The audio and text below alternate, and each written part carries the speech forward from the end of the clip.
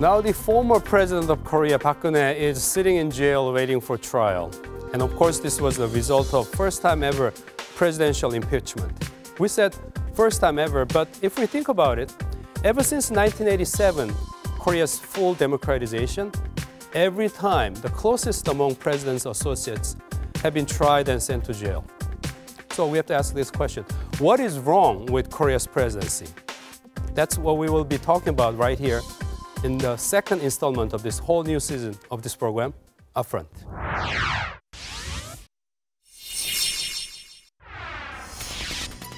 Former President Park Geun-hye was arrested on March 31st, just 21 days after she was impeached.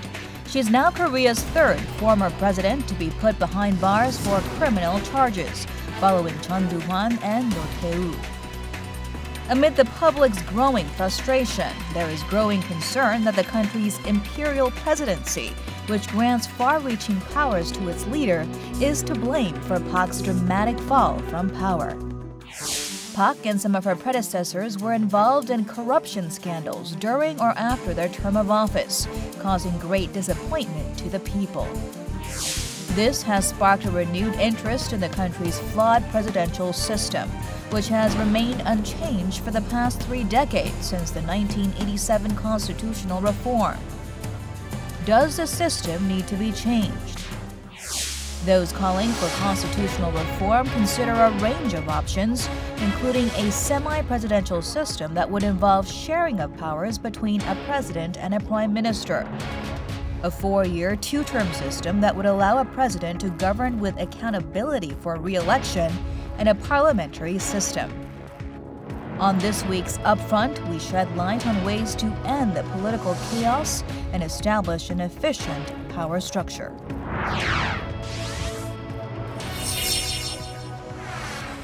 For today's discussion, on my left-hand side, we have Dr. James Kim joining us. He's a fellow at the Asan Institute for Policy Studies.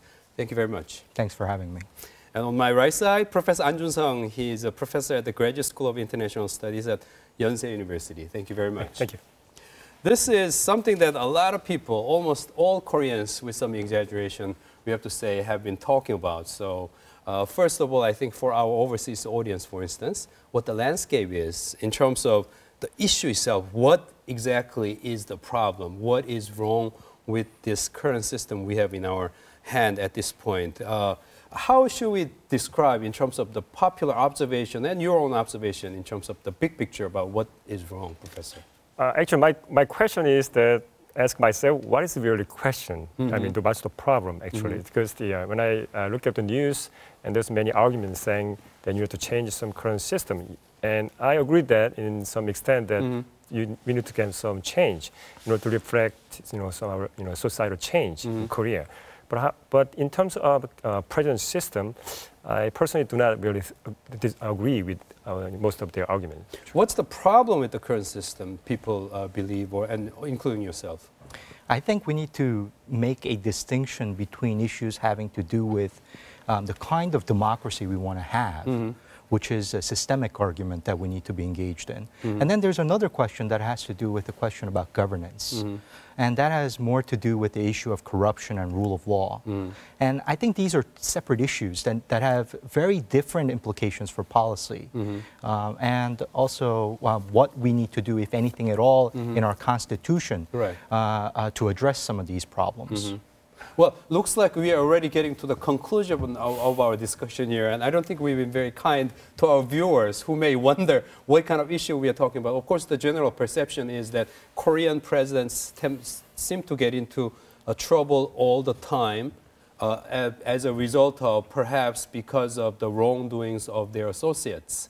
And they say the problem is because presidents have so much power in their hands, the associates end up abusing those presidential power. Is that a fair description of the problem, Professor? Well, I have a different view on this issue because I think if you compare with the perhaps U.S. system, relatively speaking, I don't think the Korean presidents have much broader power in relative scale. I think it's more like a perception of power and just like the Choi Soon-sil case, right? People believe she had a power because she's very close to the president, right? The former president, right? Also, you see the other MB situation, other former president, they have a relative have some problems, right? No. It's all idea is based on their perception that there are some people are very close to president and they believe they can do something in their favor. Right. I think that's the perception. But if you actually see the legal framework or how the system, in terms of institutional, the structure, I don't think there's really the fair question to saying, or statement saying, well, there's some really bad, and really there's systemic problem with this. I think it's more like a personal issue, and also there's a perception how people think some people can do their from them. Then I think Professor An has made our discussion even more challenging here. If this is a perception problem, how do we address it? Do we tell the people that you're looking at this in a wrong way and the whole reality is different? Do we educate the public? How do we go about it? What is the solution here? Again, if it's a question about what kind of democracy we want to have. But what do you mean by that? I mean, so you say what kind of democracy do we have in our hand now? Right. So I think the current system that we have in any democratic arrangement, there are about 2 or 3 different variations that you can have, maybe even as many as 4, depending on how you want to cut it. But one system is one that's that Professor An mentioned, which is the U.S. presidential system. There is no sitting prime minister. The president is the head of state and also the head of the executive branch. That's what we have in Korea pretty much, isn't it? But we have it's a semi-presidential arrangement in the sense that we have a prime minister who also manages the bureaucracy and such. Right. So there's a sharing of power. It's a dual executive. With a role for the National Assembly to play. It's a very similar system to the one that we have in France, but it's very different from, let's say, the British Westminster system or the Japanese prime ministerial system where the prime minister reigns supreme. Right. Now, you have some other variations out of this. Very unique variation is sort of the parliamentary presidential arrangement that Italians have, where the president largely is a symbolic plays a symbolic role, but really the power rests with the prime minister. So is the current system we have in our hand, is it overly concentrate power in the hand of the president? Is that the issue? It's not about the concentration of power in the executive. It's about the interbranch relations. What do you mean? Between the executive and the legislative. So in a presidential system, what you have is a strong president who is checked by other branches in government. Right. That is not dependent on each other for them to maintain their legitimacy and power. So the president is directly elected by the voters, as are the assemblymen. Then what is the problem now currently? Would you say then, according to Dr. Kim's idea, do you think National Assembly does not have enough power to check on the presidency? Well, I think they do have powers. You see that impeachment process is started by, conducted by the National Assembly. Then why do we have all these corruption scandals, and why do we have associates doing all this wrongdoing stuff? We talk about the constitutional change or the change of Korean government structure. Right. But if you actually look at what happened you see the constitutional amendment history in Korea. We have through most of type of our business, the government structure. We had a parliamentary structure a long time ago, right? And we somehow changed it. Now we now after the 1987, the last amendment, right? Right. And that's now here 5-year, single 5-year term, right? And that's the latest one. But I guess that's the one. I think, in general speaking, we in the right direction. For 30 years, for 30 years, we've been heading to the right direction. And, that's my personal view. I think we're going in the right direction. And then going back, talking about some other type of business, the government structure, maybe we need more discussion because it will be a huge change if you're going for some different, we kind of very close to semi-presidential system. It's not really pure, presidential system like the U.S. So we see that if you want to change some dramatic, change to the current system, we need to discuss with people, public, how they think, and we'll see how. What is your personal view about the improvement? In terms of the present term, right? So if we now have a single 5-year term, so everybody, whoever served in the 5 years is over, right? And go back to the previous constitutional amendment, right? It was the 7 years. That was a long time ago, before 30 years ago, right? And then before that, there was a 6 year, right? And there's no term limit. Right. So basically you can do, as long as you But want. do we have to right? go back that far to find the ways for the future here? I mean, what are we saying? Are we even considering 7 years, 5 years, whatever? Actually, my view is like, I think if people want to change it, make it shorter. Okay. I think I'm suggesting maybe 4 year, single 4-year term. Single 4-year term, will it fix the problem? If you're talking about the problem is corruption, and it's a matter having to do with the rule of law. Okay. And you take a look at South Korea's performance Right. relative to other countries around the world, and the World Bank keeps What kind of track of performance this. are you talking about? Economic performance? Governance. Governance. Right. Okay. And there are several governance indicators. On corruption is one, the other is on the rule of law. South Korea lags behind other OECD countries, and even lags behind other countries like Singapore and Japan, which is comparable in the region. Right. And we're talking about, Korea scoring on corruption about 70 percentile. Right. About 80th percentile in the rule of law. Singapore and Japan both above 90% in both of those indicators. So we're behind in those areas. The question is, why is our rule of law and the penal system not up to date to address these challenges? Okay. And to be fair, I think the National Assembly has made due diligent effort in that regard. In 2011, there was a Whistleblower Act that was passed. Last year, as we all know, the Kim Young-lan law was passed. But some of these legislations are not being implemented or needs to be tweaked or amended in some ways. Just last year, the New York Times had a really Specifically, what kind of case do you have in mind in terms of not punishing the people who commit corruptive act enough in Korea? What do you mean? We are not catching them quickly enough, or we're not monitoring? We're not being able to monitor them enough, or what is the problem, or is it punishment? No, I think we have a fairly good system in place. Okay. But we have certain exceptions to those rules if we take a look at how some of these behaviors are being addressed after the sentencing. So once previous administration official is charged, and we've had about 3 presidents now that are being charged on these charges, and 2 who've been in jail for that. And we have one who is about to be charged and committed suicide. Right. We had one so that makes 4. That could be 4, but we don't know because he wasn't charged. Of course not. So just by taking a look at the conviction and then the sentencing, yes, they were harsh, but the subsequent administration had pardoned those charges. So you're saying not following through with the sentences is a problem. We are too lenient about handling the presidents and their associates who committed wrongdoings. And I think those decisions were largely political, right? It wasn't on the basis of the rule of law. In other words, the question why we have these problems recurring time after time is largely, it's not because whether these penalties are harsh enough. Right. I think the costs just aren't high enough for the perpetrators to continue to engage in these activities. So there's no disincentive for them from shying away from grafts. It's quite interesting. Our guests here seem to be saying that it's not exactly the presidency that is a problem, but the legal structure and the systems that we have in place that applies to the society in general. We went out to the street to interview ordinary Koreans in terms of their view about what seems to be wrong with the presidential system. And let's take a look at this.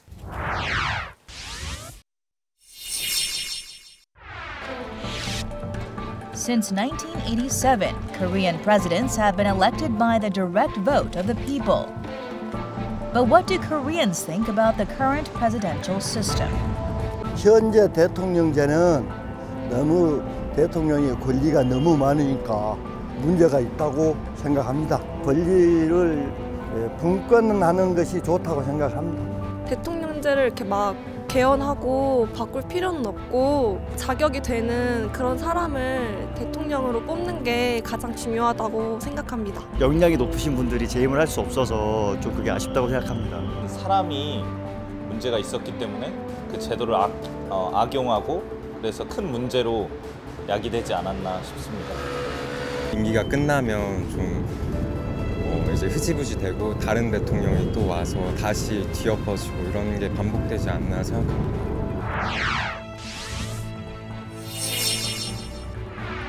So I guess one of the interviewee pointed out that we have to select the right president, right leadership.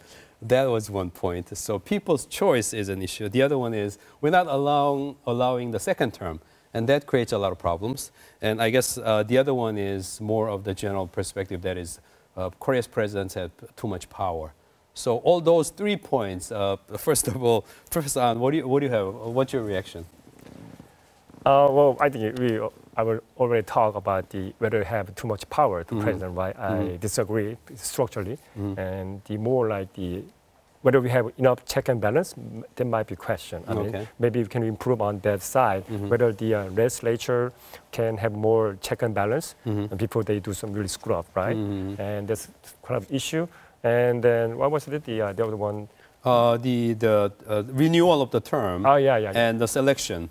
Oh, selection, that's the personal choice. I mean, I can't make a comment on, who should vote, but people probably should know how to vote it. I mean, just that's kind of cultural issue as well. So it's, it will take time to people. It's a learning process how to make right choice. And they'll also say, if you give us this pool of not so great candidates, whom can we choose from that pool? Some people would say, perhaps, you're telling me to make the right choice, but you have only a limited number of not so great people. What do we do? That would be one dilemma too. But about you said 4-year, a single term would be a case, but what about, let's focus on the issue, the system or the rule here. If Professor An is saying it should be a 4-year term with the renewal, no, he said non-renewal. Non-renewal. Right. Okay. So whether it's 4 years or 5 years, I don't think it makes a whole lot of difference. What about renewable terms? On the renewable side, I think there's an argument there, because if it's a single-term president, there's no accountability for the second election. So there's no incentive for the incumbent to deliver on the promises that he or she made for that first term. And to some extent, if you limit it to the second term, the argument can be that that particular candidate or that sitting incumbent had proven him or herself while they were in office to be granted another additional 4 or 5 years, or however many years it must be, to serve out the remainder of their second term. It could be second term, it could be third term. I mean, I guess we could discuss the merits of that. But as it stands right now, one of the weaknesses with the current system is that you could conceivably argue that the president is a lame duck president from day one of the term. Say that. Right. And that's largely because there's no incentive for the National Assembly to cooperate with the executive. And there's no incentive for the sitting president to deliver on the promises. That so you're saying renewable term would be helpful? I think there's an argument there for that. If you think it's perception, right? If someone is as president forever, think about how they behave, right? I know that his friend, best friend, or the whoever made right, they will do whatever they want because they know that he will there forever. But so if would you you think say the renewable term could actually give the president's team more room for corruption? Like if there is a 4-year renewable term, actually it could increase the possibility of corruption. Is that what you're saying? My point when I'm saying arguing for the single term is not because of corruption. The question is, let me ask a question, is that, let's look at Korean history, right? Politics, right? Do you see there's a consistency of policy after 4 years? I don't think so. Even the MB, right? Think about some people, everybody makes a mistake, right? So if you make it shorter, perhaps you can minimize damage. Let's say some president make mistakes. Do we have to see him because he's minimize the damage, including the corruption? Everybody do right things and wrong things. What about then the lame duck problem is a key issue? What about the governing capability if it's 4 years? I think that's more challenging because in order for the president to get out of the lame duck issue, you have to negotiate, right? Make compromise to the legislature. I think that's what the public want, more like sharing power is coming from the compromising, not just dictating, right? Dictating whatever they wanted. I think that's the problem with the former president, right? Trying to dictate whatever she thinks right or wrong, right? I think it's more like make them people talk and discuss it, how we make it better. I think Professor An sort of hit the nail on its head. In what sense? In the sense when he said this, if it's about sharing powers, if it's not about governance, it's about, again, going back to the original, check and balance, original question, what kind of democracy do you want? So we got to make the choice. Right. Is it a democracy that is largely deliberative, where decisions are made very slow and minority voices can be heard and respected? Right. And that's separation of powers because it allows for a divided government where you have a majority party in the National Assembly that's different from the executive. But you're not going to get timely policies in those scenarios. Okay. It's prone to policy gridlock and conflict. Right, exactly. But the goal there is about deliberation. It's not about timely policy making. Now, if you get to deliberation within 4 years, and so it's not about getting things done, you're saying. Basically, it's a transparency, procedural matters, and that's all there is to it? And sharing powers with the minority, because it allows for more opportunities for the opposition to win the executive election if you limit it to the 4 years. So this is the question. The question that the South Korean people have to answer is, if it's on the term limit issue, is it going to be about sharing powers, or is it going to be about performance in terms of policy outcomes? And then you compare that to a parliamentary system where the majority in the legislative branch is, in fact, in charge of the executive branch. Okay. There's no minority voice to be heard there. It's a consensus-building system that has very, very timely policy making, and there's no conflict in that. Once there is a conflict, you call for a snap election or vote of no confidence, remove the prime minister, or re-elect back the legislative branch to reconstitute it the way that the prime minister can then push forward his or her policies. Okay, so seems to be there are kind of very radical suggestions here about fixing the problem here. Let's offer our viewers your final point about what it is exactly you're suggesting with the sense of reality, you know, the implementability, if there's a word for it.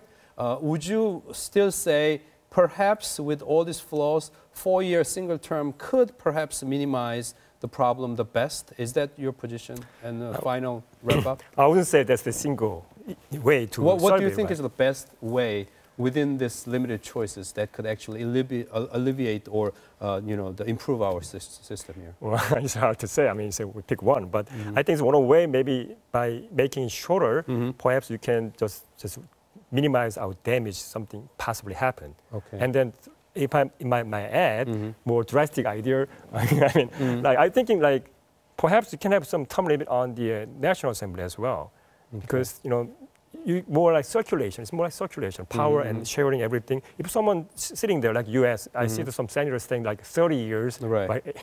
And then like, well, I don't know. It's really help. I disagree. I think it's more opportunity in sharing of a public office as well, and new ideas come up, new people come up with new ideas, and it's kind of change. System will automatically change. But if the same person staying for a long time, either as a president or the National Assemblyman, I think that's the problem. That's what I'm saying. Shorter presidency and even the legislature that changes over time, it will make the term limits. Yeah, of course, that will prevent people from sitting there for a long time. So. They will make the politics even more dynamic than ever before, and I wonder how that will resolve the problem. Dr. Kim, what are the implementable in your ideas about the changes that you see? I think the renewable term is a good idea for the executive. But on the side that we haven't talked about is a strengthening of the judiciary. In particular, I think for the Constitutional Court, it should be a lifetime tenure.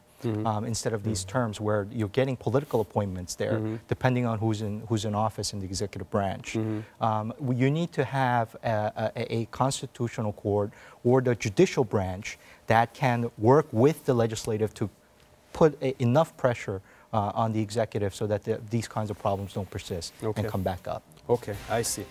Of course, as you might have noticed, our time is very short here, and Professor An suggested an idea of even shorter presidency and making turnover of politicians even quicker to make our system better. And Dr. Kim suggested a very interesting idea of strengthening the legislature, actually, as a way of improving our system to address the problem of Korea's seemingly troublesome presidency, I guess.